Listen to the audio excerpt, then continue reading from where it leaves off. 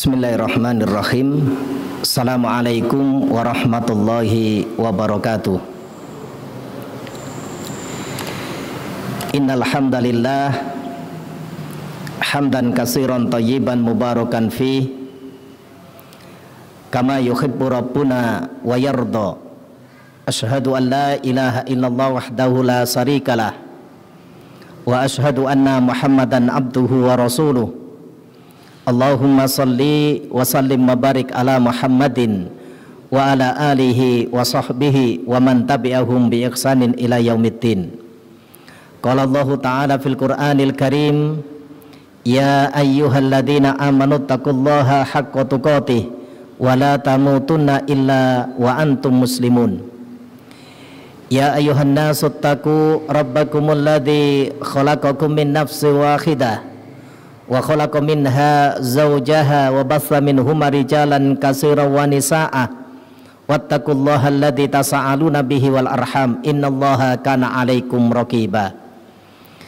Ya ayyuhalladzina amanu taqullaha wa qulu qawlan sadida yuslih lakum a'malakum wa yaghfir lakum dhunubakum wa may yuti'illaha wa rasulahu faqad faza fawzan 'azima. Wa qala Rasulullah sallallahu alaihi wa ala alihi wasallam, fa inna asdaqal hadisi kitabullah wa khairul hadi hadi Muhammadin sallallahu alaihi wasallam wa syarrul umuri muhdatsatuha wa kullu muhdatsatin bid'ah wa kullu bid'atin dhalalah wa kullu dhalalatin finnar. Ikhwani fiddin, a'azzakumullah, ikhwan wa akhwat yang dirahmati Allah Subhanahu wa taala. Syukur alhamdulillah, mari bersama-sama kita awali kajian di malam yang berbahagia ini dengan selalu memperbanyak syukur kehadirat Allah Subhanahu wa taala atas limpahan nikmat, atas limpahan karunia yang telah diberikan oleh Allah Subhanahu wa taala kepada kita, terutama nikmat iman yang dengannya kita dimudahkan oleh Allah bisa hadir berada dalam satu majlis yang tentunya kita berharap mudah-mudahan majlis di mana kita berada senantiasa mendatangkan rahmat dan ridho dari Allah Subhanahu wa taala. Amin. Salawat ma'assalam mari pula kita haturkan kepada Nabiullah Muhammad Rasulullah sallallahu alaihi wasallam, kepada keluarga beliau, sahabat-sahabat beliau dan umat beliau ila yaumil qiyamah. Ikhwani fiddin, azakumullah, ikhwan wa akhwat yang dirahmati Allah Subhanahu wa taala, malam hari ini seharusnya jadwalnya Ustadz Basuki, karena beliau berhalangan maka kami diminta untuk menggantikan beliau. Pembahasan di malam yang berbahagia ini kami ingin membahas satu kitab yang berjudul Mausu'ah Al-Manahi As-Syar'iyyah fi Shahihis Sunnah An-Nabawiyah, ya, yaitu ensiklopedi atau rangkuman tentang larangan-larangan di dalam syariat, ya, berdasarkan Al-Quran wa Sunnah, ya. Dan mudah-mudahan nanti pembahasan kitab ini bisa kita lanjutkan untuk menggantikan kajian rutin yang biasanya Sabtu keempat berkaitan dengan kitab A'lamus Sunnah Al-Mansurah. Karena pembahasan A'lamus Sunnah Al-Mansurah sudah hampir habis, ya. Jadi nanti kita lanjutkan dengan pembahasan kitab ini. Ikhwan fiddin azakumullah, berkaitan dengan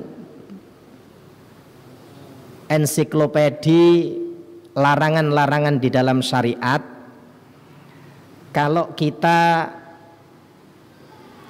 belajar tentang Islam, tentang syariat ini, maka seluruh aspek kehidupan yang dialami oleh manusia itu telah Allah dan Rasul-Nya jelaskan di dalam Al-Quran dan As-Sunnah. Nah, sebagian besar dari syariat itu, ya, termanifestasikan melalui perintah dan larangan. Ya. Bahkan para ulama ada yang menyebutkan separuh dari syariat ini berbicara tentang perintah, separuh lagi berkaitan dengan larangan.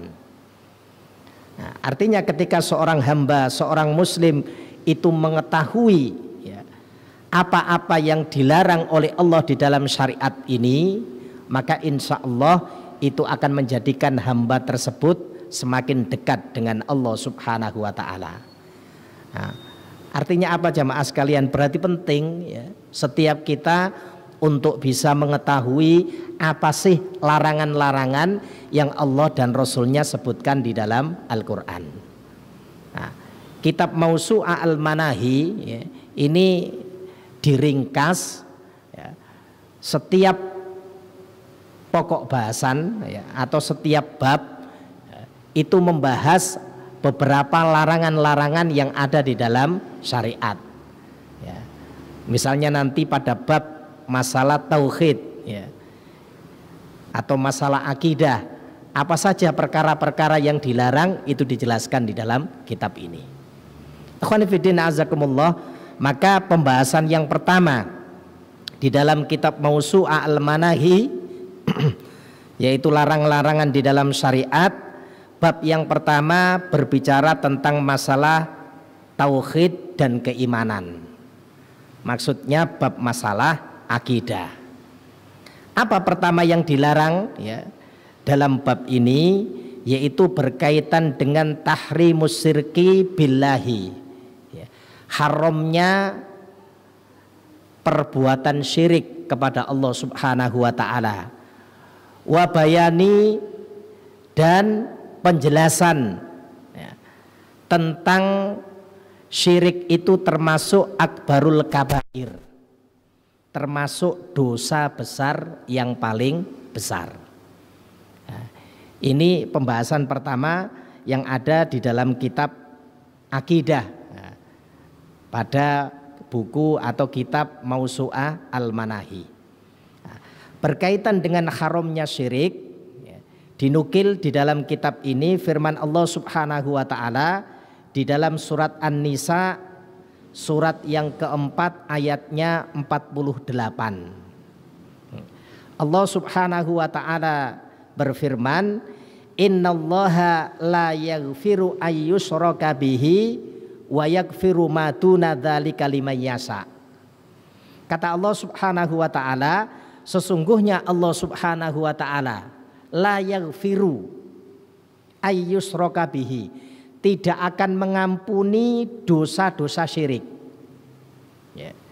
Wa yaghfiru ma duna dzalika liman yasha, dan akan mengampuni dosa-dosa selain itu bagi siapa yang dikehendaki. Wa may yusyrik billah, barang siapa yang berbuat syirik kepada Allah Subhanahu wa Ta'ala, faqad iftara isman adzima, maka sungguh dia telah menanggung dosa yang amat besar. Nah, ini dalil pertama yang dinukil di dalam kitab Mausu'ah Al-Manahi berkaitan dengan haramnya syirik. Kemudian dalil yang kedua, yaitu firman Allah Subhanahu wa Ta'ala di dalam surat An-Nisa ayat 116. Redaksinya hampir sama jemaah sekalian. Allah Subhanahu wa Ta'ala berfirman, innallaha la yaghfiru ayyushraka bihi wa yaghfiru ma duna dzalika liman yasha. Sampai pada potongan ayat ini hampir sama. Sungguhnya Allah Subhanahu wa Ta'ala tidak akan mengampuni dosa-dosa syirik ya, maksudnya ya sama dengan yang di atas ya. Ketika orang itu meninggal, ketika orang itu mati dalam keadaan membawa dosa syirik. Tetapi kalau dia sempat bertobat dari perbuatan syirik, maka tobatnya itu akan menjadi ya, satu wasilah, menjadi sarana Allah Subhanahu wa Ta'ala mengampuni hamba tersebut. Wa yaghfiru ma duna dzalika liman yasha, dan Allah Subhanahu wa Ta'ala akan mengampuni dosa selain itu bagi siapa yang dikehendaki. Wa may yusyrik billah, Barang siapa yang menyekutukan Allah, berbuat syirik kepada Allah Subhanahu wa taala, faqad dhalla dhalalan ba'idah. Di ayat 48 tadi menggunakan ungkapan faqad iftara isman adzima. Syirik itu dosa yang sangat besar. Pelakunya menanggung dosa yang besar. Tapi pada ayat yang ke-116 Allah sebutkan, maka sungguh dia tersesat dengan kesesatan yang amat jauh. Ya. Sama aja jemaah sekalian, ya. Seseorang kalau tersesat itu jika tidak mendapatkan penerangan, maka dia terus berada dalam kesesatan. Ya. Maka beruntunglah, ya, kalau kita dijadikan oleh Allah Subhanahu wa taala sebagai hamba Allah, yang insya Allah kalau berusaha dengan sungguh-sungguh akan terhindar dari perbuatan syirik. Nah, itu dalil yang kedua. Kemudian dalil yang ketiga, firman Allah Subhanahu wa taala di dalam surat Al-Maidah, surat yang kelima ayat yang ke-72. Allah Subhanahu wa taala berfirman, laqad kafarol ladzina, sungguh telah kafir. Makna kafir itu berarti dia menutup diri dari kebenaran. Dia menutup diri dari syariat yang telah Allah Subhanahu wa taala turunkan. Ya. Baik menutup dirinya itu dengan cara membenci atau menutup dirinya itu dengan cara menolak bahkan memerangi. Sama saja jemaah sekalian. Ya. Sungguh telah kafir. Siapa? Qalu innallaha huwal masih ibnu Maryam. Ya. Yaitu orang yang mengatakan bahwasanya Allah Subhanahu wa taala adalah Al-Masih ibnu Maryam. Ya. Karena Allah bukan makhluk jamaah sekalian. Ya. Nabiullah Isa alaihi salam adalah hamba Allah. Nabiullah Isa alaihi salam adalah Rasul Allah. Ya. Allah adalah Al-Khaliq. Ya. Zat yang disembah oleh manusia, termasuk di dalamnya adalah Nabiullah Isa alaihissalam. Wa qala al-masihu ya bani Israila budullaha rabbi wa rabbakum. Dan berkatalah al-masih, yaitu Nabiullah Isa alaihissalam, ya bani Israil, wahai bani Israil, keturunannya Nabiullah Yakub alaihissalam. Ya. Karena memang Israel itu adalah nama lain dari Nabiullah Yakub. U'budullaha, sembahlah oleh kalian. Siapa Allah? Rabbi wa rabbakum. Allah itu Tuhanku, kata Nabiullah Isa. Wa rabbakum, dan Tuhan kalian. Innahu, sungguh, ya, may yusrik billahi faqad harramallahu alaihil jannah wa ma'wahun nar. Barang siapa yang berbuat syirik kepada Allah, menyekutukan Allah Subhanahu wa taala, faqad harramallahu alaihil jannah. Allah Subhanahu wa taala haramkan atasnya surga Allah. Wa ma'wahun nar, dan tempat kembalinya adalah neraka. Wa ma lidzalimina min ansor, dan bagi orang-orang yang zalim itu tidak ada penolong bagi mereka. Nah, ini dalil-dalil yang bisa kita dapati bagaimana Allah Subhanahu wa taala menjelaskan tentang haramnya perbuatan syirik. Ya. Maka di dalam kitab Mausu'ah, ya, ini disebutkan bagaimana faedah atau apa faedah yang bisa kita ambil, ya, setelah membacakan dalil-dalil tadi. Di antara faedah atau pelajaran yang bisa kita ambil, yang pertama, ya, barang siapa yang mati dalam keadaan kafir, ya, atau dia itu mati dalam keadaan musyrik atau murtad, sama saja jemaah sekalian, maka seluruh amal ibadah yang dia kerjakan, artinya dia berbuat syirik kepada Allah, ya. Ya. Orang yang menyekutukan Allah, orang yang berbuat syirik atau dia dalam keadaan musyrik, ibadah-ibadah yang dia kerjakan itu tidak sah, apapun bentuk ibadahnya. Ya. Misalnya sedekah, yang dia keluarkan, dia menyambung tali silaturahmi, ya, maka semuanya tidak akan berfaedah, tidak akan bermanfaat bagi hamba tersebut. Mengapa demikian? Karena salah satu syarat taqarrub, ya, mendekatkan diri kepada Allah Subhanahu wa taala, yaitu seorang mengetahui kepada siapa dia mempersembahkan amal ibadahnya. Ya, misalnya ada seorang hamba, ya, yang dia beribadah, ya, tapi dia tidak mengetahui ibadah ini diberikan kepada siapa, maka sia-sia ibadahnya. Seorang muslim harus mengetahui perkara ini. Ibadah yang dia kerjakan, ibadah yang dia lakukan, itu hendaknya diberikan kepada Allah Subhanahu wa ta'ala. Artinya dia mentauhidkan Allah Subhanahu wa ta'ala. Ana pernah ceritakan hadis berkaitan dengan seorang laki-laki, ya, yang dia masuk surga gara-gara seekor lalat, dan orang laki-laki yang masuk neraka gara-gara seekor lalat. Ada dua orang, ya, yang satu masuk surga, yang satu masuk neraka. Para sahabat bertanya ketika Rasul menyampaikan hadis ini, kaifa dzalik ya Rasulullah? Bagaimana hal itu bisa terjadi ya Rasul? Kok lalat menyebabkan seseorang itu masuk ke dalam surga dan neraka? Maka kemudian Rasulullah SAW, beliau sampaikan ada dua orang, marrarajulani ala qaumin. Yang dua orang ini berjalan melewati satu kaum, di mana penduduk kaum itu adalah penyembah berhala. La yajuzuhu li ahadin, tidak diperbolehkan seorang pun melewati daerah itu terkecuali harus taqarrub, harus beribadah kepada berhalanya, harus mendekatkan diri kepada berhala tersebut. Maka dikatakan kepada orang yang pertama, qarrib, ya, mendekatkan dirilah Anda kepada berhala yang kami sembah. Orang yang pertama mengatakan, tidak ada sesuatu pun yang bisa aku gunakan untuk mendekatkan diri. Ya. Taqarrub satu bentuk ibadah, ya. Ya, boleh dimaknai kurban sama saja. Ya. Tidak ada sesuatu pun yang bisa aku pakai untuk mendekatkan diri. Maka penduduk kampung itu mengatakan, qarrib walau dubaban. Mendekatkan dirilah Anda meskipun hanya dengan seekor lalat. Orang itu pun kemudian mencari lalat, jamaah sekalian. Gampang cari lalat, ya.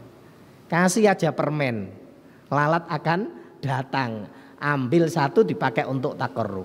Apa kata Rasul? Orang ini kemudian diperbolehkan melewati daerah tersebut.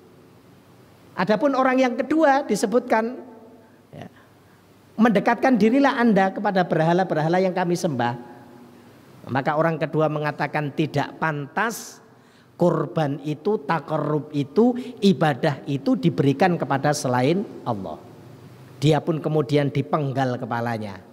Apa keterangan yang disampaikan oleh Rasulullah?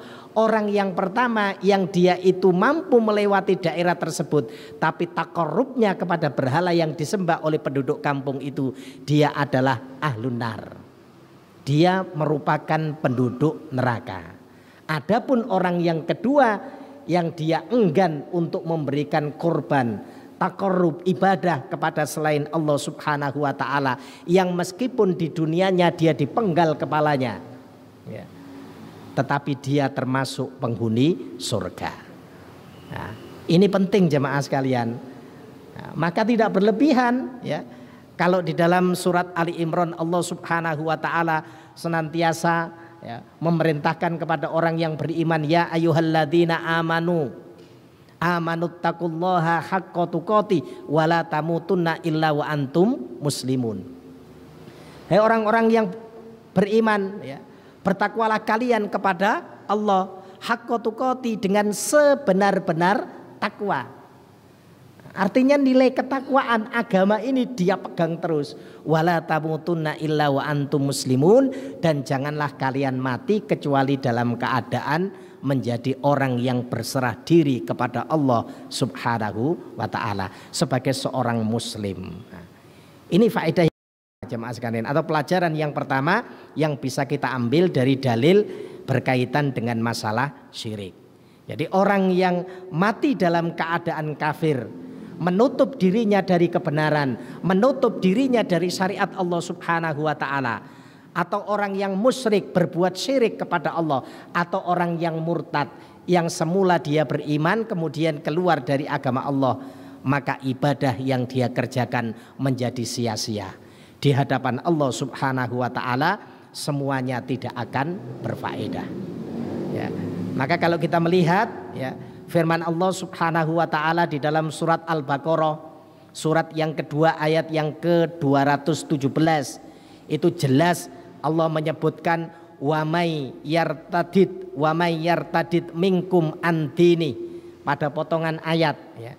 Jadi dimulai dari yas'alunaka anis sahril haram qitalin fi dan seterusnya, tapi pada potongan ayat yang terakhir wa may yartadid minkum andini, barang siapa yang murtad ya, dari agamanya, minkum di antara kalian, murtad berarti keluar dari Islam, fayamut kemudian dia mati, wa huwa kafirun dalam keadaan murtad tadi ya, menutup dirinya dari kebenaran, menutup dirinya dari syariat ya, menutup dirinya dari agama Allah Subhanahu wa ta'ala, faulaika habitat a'maluhum fid dunya wal akhirah. Kata Allah Subhanahu wa ta'ala, mereka itulah orang-orang habitat ya, yang sia-sia ya, tidak berguna, tidak berfaedah, a'maluhum, amal-amal yang sudah dia kerjakan fid dunya wal akhirah, di dunia dan di akhirat, tidak berguna bagi dia. Wa ulaika ashabun nar, mereka itu adalah penghuni neraka, hum fiha khalidun, mereka kekal di dalamnya. Nah, ini jelas berarti menyebutkan bahwasanya orang yang mati dalam keadaan murtad, orang yang mati dalam keadaan kafir, dia amal-amal yang sudah dia kerjakan tidak berfaedah sama sekali.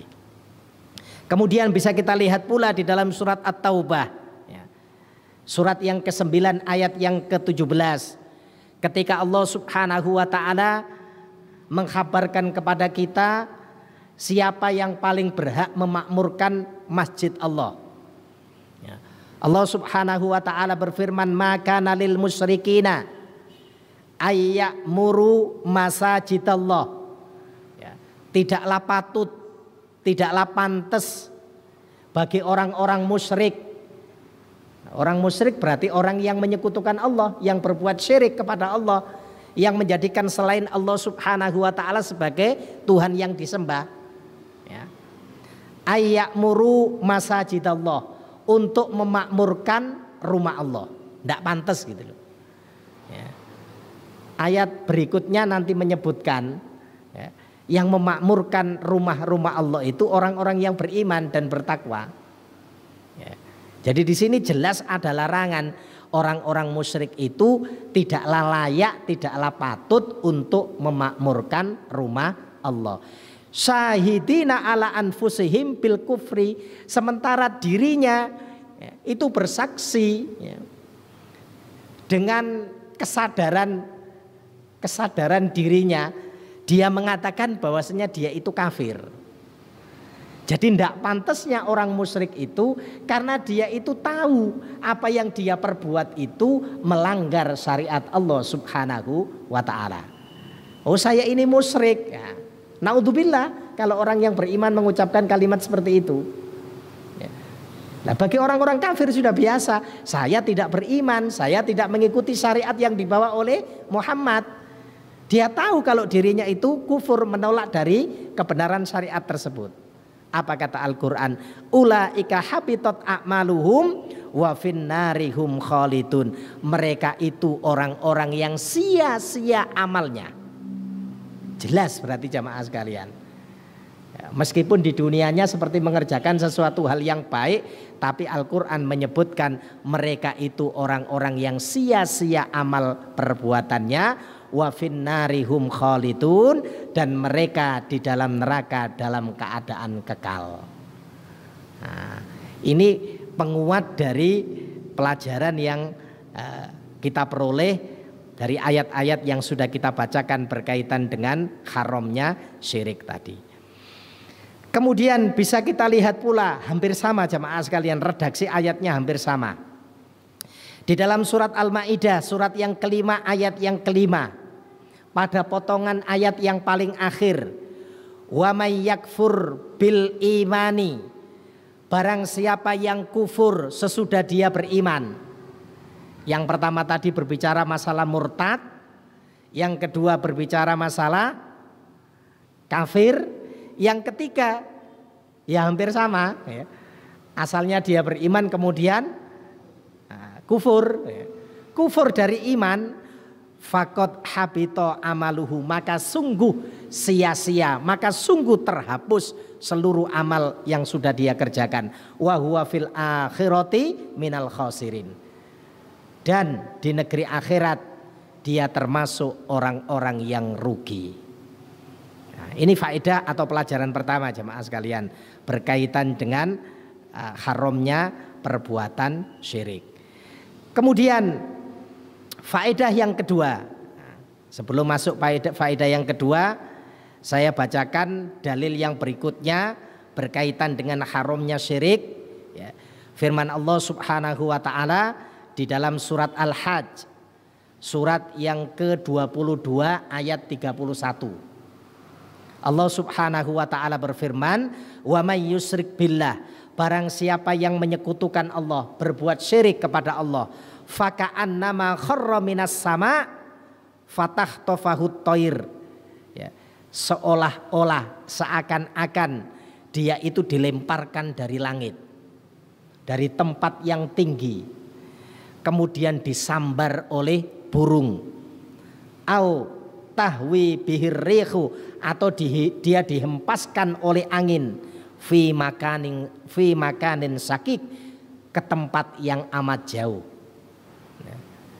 Jadi tidak dikenal lagi jemaah sekalian. Jadi seolah-olah orang yang menyekutukan Allah Subhanahu wa taala, dia dihilangkan oleh Allah dari komunitas dia berada, dari lingkungan dia berada.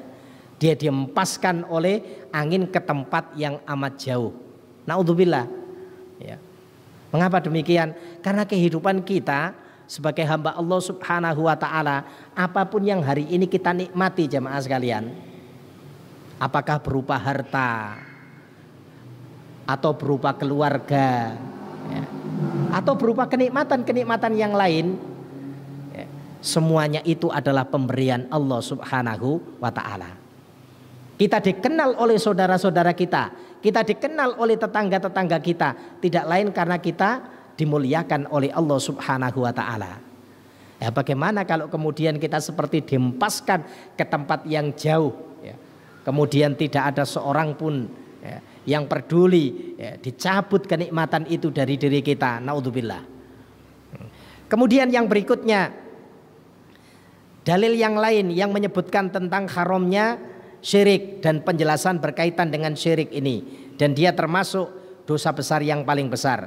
Surat Az-Zumar, ya, surat yang ke-39 ayat yang ke-65. Allah Subhanahu wa taala berfirman, walaqad ukhiya ilaika wa ilal ladzina min qablika, dan sungguh, ya, aku telah mewahyukan kepadamu Muhammad dan kepada nabi-nabi sebelum kamu, lain asyrokta, jika kamu menyekutukan aku, layah batonna amaluka, sungguh akan terhapus amal-amal yang sudah kamu kerjakan. Sia-sia berarti jamaah sekalian, semuanya menjadi sia-sia, ya. Wala takunanna minal khasirin, dan sungguh kamu akan menjadi orang-orang yang rugi. Pelajaran kedua jamaah sekalian, ya, dari dalil-dalil yang berbicara tentang masalah kesyirikan, ya. Kesyirikan yang dilakukan oleh seorang hamba, ya, berdasarkan dalil yang ada tadi, jelas akan menjadikan hamba itu rugi, ya. Ustaz, bagaimana hamba itu ketika di dunia? Kalau dunianya itu sesuai dengan sunatullah, ya. Tapi di akhirat dipastikan orang yang menyekutukan Allah Subhanahu wa ta'ala, seluruh amal yang dia kerjakan menjadi sia-sia. Tapi apa yang dia lakukan di dunianya, sunatullahnya akan berlaku bagi orang tersebut. Ini yang sering kita kenal, Allah itu punya sifat Ar-Rahman. Rahmannya Allah itu meliputi seluruh makhluknya, baik manusia atau hewan atau bahkan dari kalangan jin, semuanya. Ya. Siapa yang melakukan sesuatu pasti dapat, ya, sesuai dengan sunatullahnya. Adapun di hadapan Allah Subhanahu wa ta'ala, rahimnya Allah yang berlaku kepada siapa? Kepada hamba-hamba yang beriman. Mana dalil yang menyebutkan kalau orang yang dalam keadaan kufur, mati dalam keadaan berbuat kekufuran, keluar dari agama Allah, dia masih mendapatkan dunianya? Firman Allah Subhanahu wa ta'ala di dalam surat Hud, surat yang ke-11 ayat yang ke-15 dan 16. Allah Subhanahu wa ta'ala berfirman, "Man kana yuridul hayatad dunya wa zinataha nuwaffi ilaihim a'malahum fiha wa hum fiha la yubkhasun." Barang siapa yang menghendaki kehidupan dunia, wa zinataha, dan seluruh perhiasannya. Perhiasan dunia disebutkan oleh Allah di dalam surat Ali Imran ayat yang ke-14. Surat 3 ayat yang ke-14. Zuyyina linnasi hubbus sahawat minan nisa wal banin wal qanatiril muqantarah minadz dzahabi wal fiddah. Al-ayat dan seterusnya. Ya, termasuk perhiasan itu, ya, kata Allah di dalam surat Ali Imran ayat 14, wanita. Ya, jadi istri-istri kita itu termasuk perhiasan. Ya, makanya ketika dulu bapak-bapak itu ditanya mau menikah, ya kriterianya bagaimana? Ya, yang namanya perhiasan mesti gelek kriteria perhiasan sing paling alus, sing paling larang. Ya. Ya. Itu kalau bahasa hadisnya li jamaliha. Ya. Rasul sebutkan wanita itu dinikahi karena 4 hal. Ya. Pertama, lima liha, hartanya, berarti sing sugih. Perhiasan, cari yang mahal. Ya. Anjene perhiasan jamaah sekalian. Li jamaliha, ya. Yang alus, yang cantik kalau bahasa hadis. Ya seperti itu. Karena perhiasan. Ya. Surat Ali Imran kemudian menyebutkan yang kedua, perhiasan yang kedua itu anak. Makanya banyak di antara manusia itu, ya, yang mereka itu gagal total. Ya. Ya. Gara-gara anak. Ya. Berbuat apa saja juga gara-gara anak. Ya. Karena kepingin perhiasannya ini tadi jadi baik. Ya, maka kita diingatkan di dalam ayat yang lain, jangan sampai istri-istrimu dan anak-anakmu menyebabkan kamu itu lalai dari mengingat Allah Subhanahu wa ta'ala. Ya, itu nanti di dalam surat At-Taghabun ada, di dalam surat Al-Munafikun ada, kita hati-hati dari hal itu. Ya. Atau yang ketiga, wal qanatiril muqantarah minadz dzahabi wal fiddah. Ya. Perhiasan dunia yang lain itu apa? Harta yang kita simpan. Ya. Kadang-kadang kalau kita sudah bekerja jemaah sekalian, itu lupa. Ya. Lupa diri dari pekerjaan tersebut. Ya. Harta yang kita simpan berupa apa? Emas dan perak, itu perhiasan. Nah, kemudian di dalam surat Ali Imran disebutkan pula termasuk perhiasan itu hewan tunggangan. Kuda tunggangan kita, atau kalau ya, zaman kita sekarang ya kendaraan. Berapa banyak di antara kita yang lupa karena kendaraan tersebut. Ya. Kemudian yang berikutnya disebutkan oleh Allah termasuk perhiasan itu sawah ladang, ya. Kemudian ternak dan seterusnya. Itu perhiasan. Ya. Kata Allah di dalam surat Hud, barang siapa yang menghendaki kehidupan dunia dan seluruh perhiasannya, dia menghendaki tujuan hidupnya hanya untuk dunia dan mencari perhiasan dunia. Nuwaffi ilaihim a'malahum fiha wa hum fiha la yubkhasun. Kata Allah Subhanahu wa taala, akan kami cukupkan apa yang dia kerjakan. Dan dia di dunia tidak akan rugi.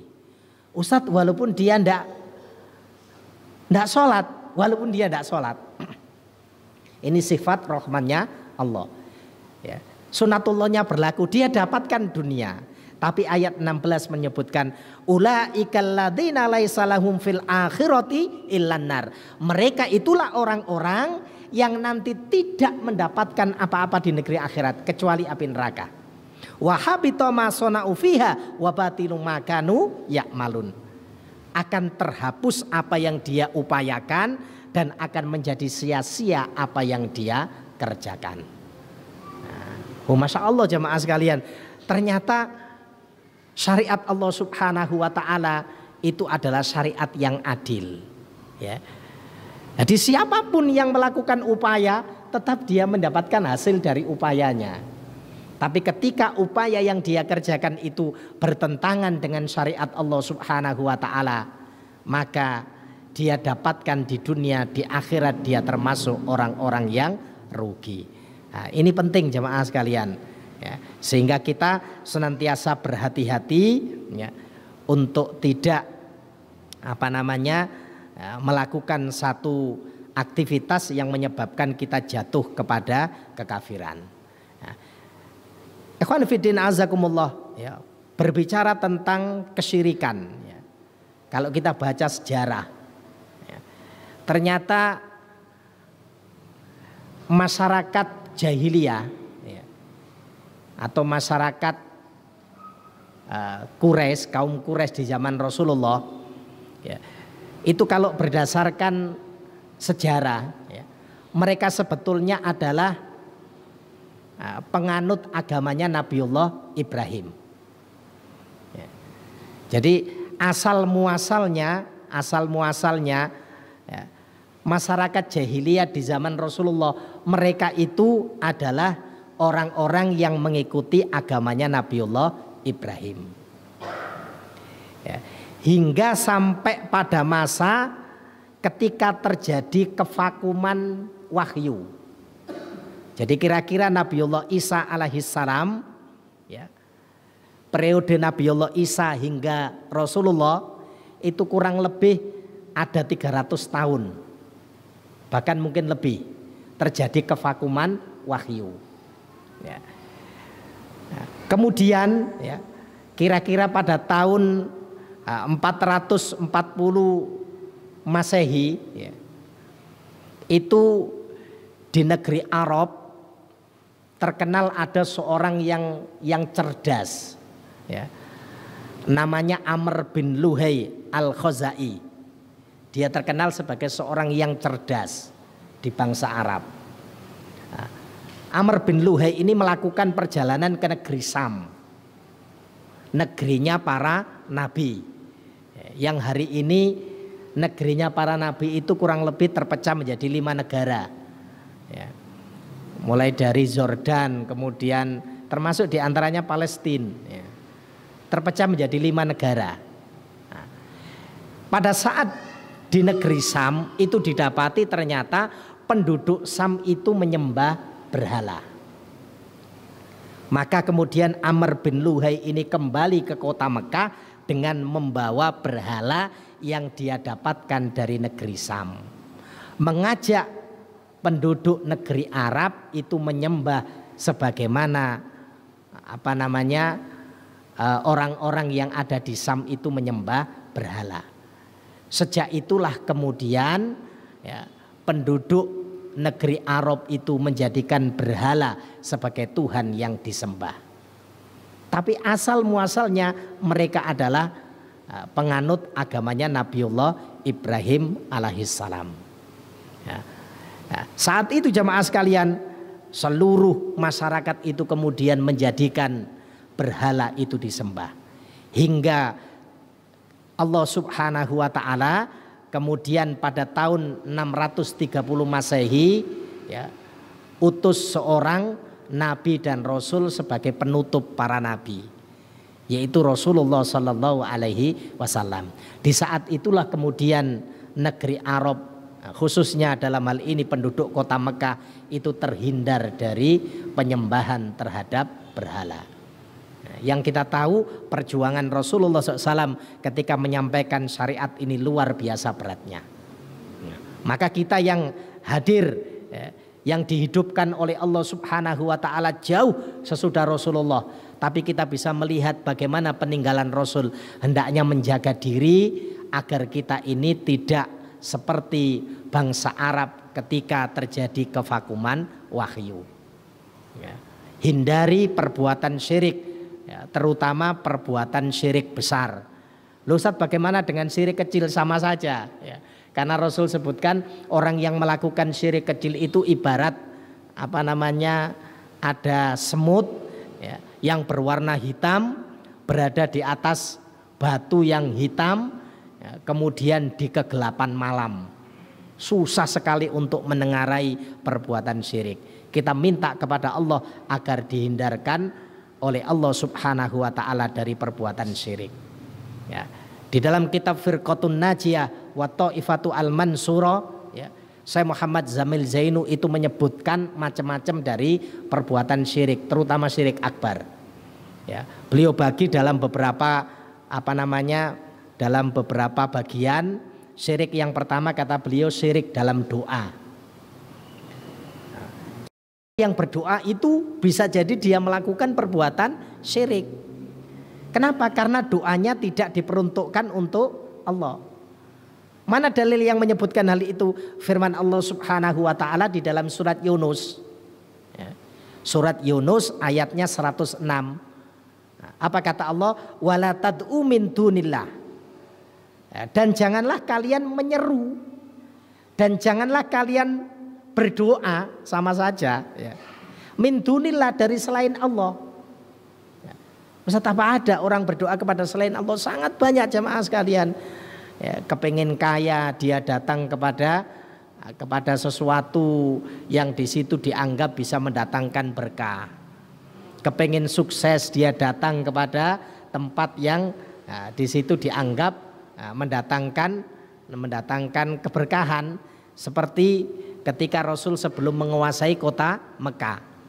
Pada saat sebelum terjadi penaklukan kota Mekah, maka orang-orang Mekah menjadikan Latta, menjadikan Al-Uzza, menjadikan Al-Manat, Tuhan-tuhannya orang-orang di waktu itu.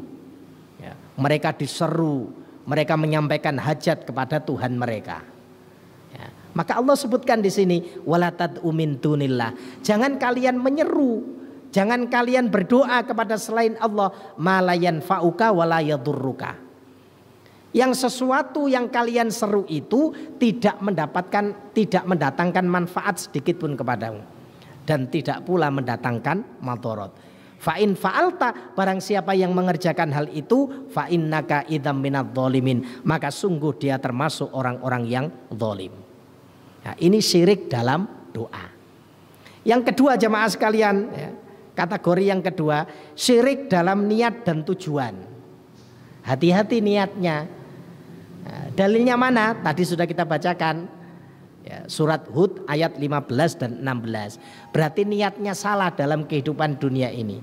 Kita diciptakan oleh Allah Subhanahu wa Ta'ala berdasarkan surat Ad-Dariyat surat 51 ayat 56 itu untuk beribadah. Wa ma khalaqtul jinna wal insa illa liya'budun. Dan tidaklah kami ciptakan jin dan manusia kecuali mereka itu tujuannya untuk beribadah kepada Allah Subhanahu wa Ta'ala. Kemudian yang berikutnya jemaah sekalian, syirik dalam mahabbah, dalam kecintaan. Kalau kita cinta, berikan kecintaan itu kepada Allah. Bagaimana Ustaz kalau saya mencintai sama manusia? Cintai saudara kita, cintai keluarga kita karena Allah. Makanya ketika Umar bin Khattab ditanya oleh Rasulullah SAW, ya Umar, lebih cinta mana? Kamu kepada diriku atau kepada keluargamu? Maka Umar menjawab, saya lebih cinta keluarga saya ya Rasul. Berarti belum sempurna imanmu. Ketemu lagi dengan Rasulullah, ditanya pertanyaan yang sama. Apa kata Umar? Saya lebih cinta kepada Anda ya Rasulullah. maka kecintaan kepada Allah dan Rasulnya itu kita dahulukan. Ya. Seandainya kita cinta kepada makhluk, maka kita mencintai karena Allah subhanahu wa ta'ala. Mencintai karena Allah, berpisah karena Allah. Itu adalah awthaku arul iman. Jadi tali iman yang paling kuat. Nah, itu dalam kecintaan jemaah sekalian. Karena setiap kita pasti ya, dalam hal ini kadang-kadang sulit untuk melihat mana kecintaan karena Allah dan tidak. Berarti harus belajar. Ya. Kadang-kadang kita berlebihan kecintaan kita kepada harta. Kadang-kadang kita berlebihan kecintaan kita kepada keluarga. Boleh kita cinta. Ya. Tapi kecintaan itu kita bingkai karena Allah subhanahu wa ta'ala dan Rasulnya. Kemudian yang keempat jemaah sekalian, syirik dalam hal ketaatan. Ya. Ya. Kalau kita mau taat, ya taat kepada Allah dan Rasulnya. Bagaimana Ustaz kalau saya taat kepada makhluk? Ya jangan sampai mengalahkan ketaatan kita kepada Allah. Karena banyak orang yang taat kepada makhluk, ternyata ketaatan itu menentang dari ketaatan Allah dan Rasulnya. Ya, itu diceritakan oleh Allah di dalam surat At-Taubah, surat yang ke-9 ayat yang ke-31. Ittakhadhu ahbarahum wa ruhbanahum arbabam min dunillah. Ya. Mereka mengambil ahbarahum, rahib-rahib mereka, waruhbanahum, orang-orang alim di antara mereka, arbaban, sebagai Tuhan, min dunillah, dari selain Allah. Jadi Allah ceritakan bagaimana umat-umat terdahulu mereka menjadikan orang-orang alim, orang-orang pinter di antara mereka sebagai Tuhan selain Allah. Wal Masih ibn Maryam, dan mereka menjadikan Isa ibnu Maryam itu sebagai Tuhan. Wa ma umiru illa liya'budu ilaha wahidah, dan tidaklah mereka diperintahkan kecuali hanya beribadah kepada Tuhan yang esa. La ilaha illa huwa, tidak ada Tuhan selain Allah, subhanahu amma yusrikun, maha suci Allah dari apa yang mereka sekutukan. Itu jemaah sekalian pelajaran berkaitan dengan perkara-perkara yang diharamkan berkaitan dengan syirik. Ini tadi baru dalil yang bersumber dari Al-Quran. Insya Allah setelah adzan kita lanjutkan dalil yang bersumber dari hadis. Fadol, diadzani terlebih dahulu. Baik, kita lanjutkan sedikit jemaah sekalian. Dalil yang bersumber dari hadis ya, berkaitan dengan haramnya syirik dan penjelasan bahwasannya syirik itu adalah dosa besar yang paling besar. Satu hadis yang diriwayatkan oleh Imam Bukhari dan Imam Muslim bersumber dari sahabat Abu Hurairah radhiyallahu anin Nabi sallallahu alaihi wasallam qol, bahwasanya Nabi sallallahu alaihi wasallam bersabda, ijtanibus sab'a al-maubiqat, jauhilah oleh kalian 7 perkara yang membinasakan. Ya. Jamaah sekalian, kalau sudah disebut membinasakan, ini berarti termasuk ya, kategori dosa besar ya. Karena para ulama ketika memberikan definisi tentang dosa besar ya, itu dosa yang di situ mengandung ancaman, apakah berupa neraka Allah atau azab ya, atau dosa yang menyebabkan orang itu binasa ya. Di dalam hadis ini disebutkan jauhi oleh kalian 7 perkara yang membinasakan. Qalu, para sahabat bertanya, ya Rasulullah wa mahunna, apa yang Anda maksud dengan 7 perkara itu? Qala, Rasul kemudian bersabda, asyirku billah, berbuat syirik kepada Allah subhanahu wa ta'ala, jauhi ya. Berarti masuk di dalamnya juga syirik kecil. Tapi tentu yang syirik kecil aja sudah bahaya, apalagi syirik besar ya. Syirik dijauhi. Kemudian yang kedua wasirhu ya, melakukan sihir ya. Jadi meminta pertolongan kepada jin, sebagaimana yang Allah sebutkan di dalam surat Jin ya. Jadi Allah Ta'ala sebutkan di dalam surat Jin, kalau tidak salah ayat ke-5 atau ayat yang ke-6 ya, bahwasanya ada beberapa laki-laki dari kalangan manusia, ya'uduna birijali minal jinni. Mereka itu meminta perlindungan, datang kepada beberapa laki-laki dari kalangan jin. Fazaduhum rohaqo. Tidaklah jin itu memberikan pertolongan kecuali justru menyesatkan manusia itu ke tempat yang amat jauh, kesesatan yang amat jauh, menambah kesesatan pada manusia. Maka hati-hati dengan perkara ini. Insya Allah nanti termasuk pembahasan di dalam kitab Mausu'a al-Manahi berkaitan dengan masalah akidah. Di dalamnya juga dibahas berkaitan dengan sihir. Karena sihir ini termasuk perkara yang diharamkan. Ya. Pertanyaannya kemudian, Ustadz, apa sihir itu ada di zaman dahulu? Ya, sekarang zaman modern tidak ada, sama jamaah sekalian. Ya. Karena manusia ketika minta bantuan dari kalangan jin itu tidak hanya terjadi di zaman dahulu, sekarang juga terjadi. Banyak. Ya. Barangkali modelnya saja yang berbeda. Ya. Bagaimana kita menyaksikan ketika Rasulullah SAW disihir oleh seorang Yahudi. Rasul saja kena sampai jatuh sakit. Maka datang dua malaikat, ya. Yang satu berada di bagian kaki, yang satu berada di bagian kepala. Mereka bercakap-cakap. Ya. Diceritakan oleh Rasul demikian. Ketika beliau sakit, maka beliau menceritakan. Dua orang datang, yang satu bertanya, orang ini kenapa? Ya. Maka yang lain menjawab, dia terkena sihir. Ya. Maka kemudian berupa apa sihirnya itu? Ya. Jadi pohon kurma yang diletakkan di dalam satu sumur. Ya. Akhirnya Rasul disembuhkan oleh dua malaikat yang datang tersebut. Maka seketika Rasulullah SAW itu sembuh, Rasul pun mendatangi sumur yang dimaksud. Oleh Rasulullah kemudian sumur itu ditutup. Kalau bukan karena takut ya, akan mengganggu atau menyakiti orang lain, tentu akan dihancurkan oleh Rasulullah. Tapi ada jamaah sekalian, sihir pun pernah terjadi di zaman jauh sebelum Rasulullah. Yaitu ketika Nabiullah Musa alaihissalam datang kepada Fir'aun laknatullah untuk menyampaikan dakwah. Bagaimana ketika tukang-tukang sihirnya Fir'aun itu melemparkan tali temali. Maka Nabiullah Musa alaihissalam melihat tali temali itu seolah-olah seperti ular. Nah, yang terjadi di zaman kita itu mirip dengan yang terjadi di zaman Nabiullah Musa alaihissalam. Bahkan juga hampir sama dengan yang terjadi pada diri Rasulullah. Jadi sihir. Maka nanti penyembuhannya ya harus sesuai dengan apa yang Allah dan Rasulnya perintahkan.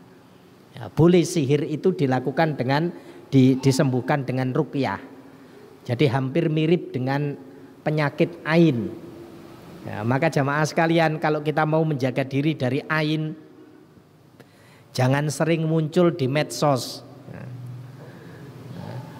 Karena ain itu ternyata tidak hanya terjadi pada benda hidup, ain itu juga bisa terjadi pada benda mati. Ya. Jadi kalau di dalam hadis itu disebutkan ada dua orang sahabat. Ya, kalau tidak salah satu namanya Sahal, satu namanya Robi'ah.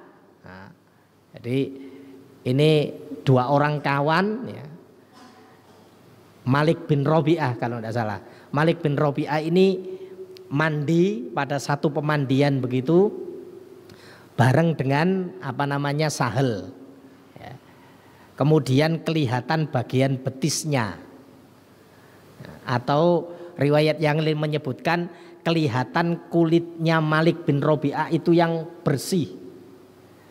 Nah, maka Sahal mengucapkan, luar biasa, saya belum pernah melihat kulit yang begitu bagus. Maka Malik bin Robi'ah itu langsung jatuh. Setelah kejadian itu terjadi, jatuh sampai pingsan, dibawa ke hadapan Rasulullah. Ya. Maka ditanya oleh Rasul, apa yang terjadi? Ini karena ucapan Sahal ya Rasulullah. Dia mengucapkan begini dan begini. Kata Rasul, kenapa kamu ingin membunuh saudaramu? Ya. Maka Rasul perintahkan Sahal tadi untuk berwudu, bekas air wudunya tadi dipakai untuk ya kalau kita mungkin waslapi gitu jamaah sekalian. Ya. Jadi untuk mengusap tubuhnya. Nah, kalau bahasa hadis itu memandikan. Ya, tapi kalau kita ya mungkin bentuknya gitu diwaslapi gitu. Kemudian sembuh dari penyakit ain. Nah, maka kalau kita melihat sesuatu yang menakjubkan jemaah sekalian, itu berkaitan dengan saudara kita atau sesuatu yang hidup, maka ucapkanlah barakallahu fik. Ya, jadi mengucapkan begitu. Tapi kalau benda mati, masya Allah la ilaha illa anta. Karena takjub yang berlebihan atau dengki yang berlebihan itu bisa menyebabkan ain, dan itu bahaya jemaah sekalian. Ketika ain itu mengenai benda mati, jadi dia takjubnya luar biasa, maka benda tersebut akan rusak. Ya.